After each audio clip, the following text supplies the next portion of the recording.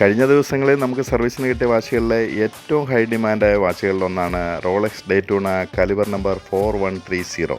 റോളക്സിൻ്റെ എല്ലാ മൂവ്മെൻറ്റുകളും ഇൻഹൗസ് മൂവ്മെൻറ്റുകളാണ്. ഇതും റോളക്സ് സ്വന്തമായി വികസിപ്പിച്ചെടുത്ത ഒരു ഓട്ടോമാറ്റിക് മെക്കാനിക്കൽ ക്രോണോഗ്രാഫ് മൂവ്മെൻറ്റാണ് കാലിബർ നമ്പർ 4130.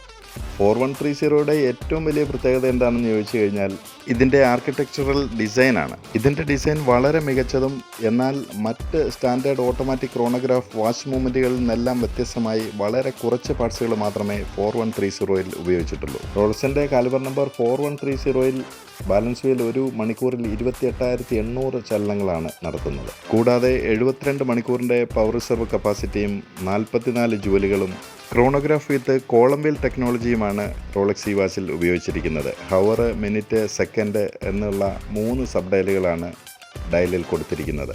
വലിയ ഷോക്കുകളെയും ടെമ്പറേച്ചർ വേരിയൻസിനെയൊക്കെ റെസിസ്റ്റ് ചെയ്യാൻ വേണ്ടി ബ്ലൂ പരാക്രോം ഹെയർ സ്പ്രിങ്ങും പാരാഫ്ലെക്സ് ഷോക്ക് അബ്സറുമാണ് 4130യിലുള്ളത്.